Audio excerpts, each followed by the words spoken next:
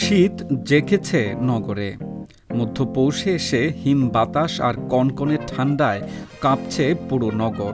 তবুও নাগরিক মানুষকে বের হতে হয় ঘর ছেড়ে, কাজের তাগিদে, নিত্য জীবন যাপনের তাগিদে।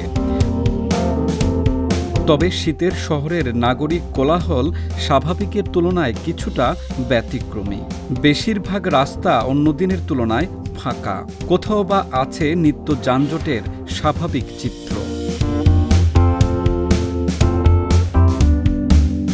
হাতিরঝিলের জলপথে শীতের সকাল দুপুরেও চলছে নৌযান, তবে সোয়ারি অন্যদিনের তুলনায় অনেকটা কম।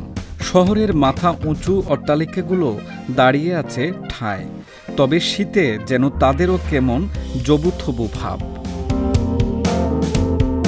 বছরের প্রথম শৈত্যপ্রবাহ বইছে শহর জুড়ে। গেল সপ্তাহে কমে গিয়েছিল ঢাকায় শীতের মাত্রা। শীত কি তবে আসার আগেই বিদায় নিল তিলোত্তমা ঢাকা থেকে? এমন প্রশ্নও তুলেছিলেন কেউ কেউ। কিন্তু সর্বনিম্ন 15 ডিগ্রি সেলসিয়াস তাপমাত্রা নিয়ে শীতের বুড়ি বলছে, আছি আমি নগর জুড়ে প্রকৃতির রূপ বদলের বৈচিত্র্য হয়ে।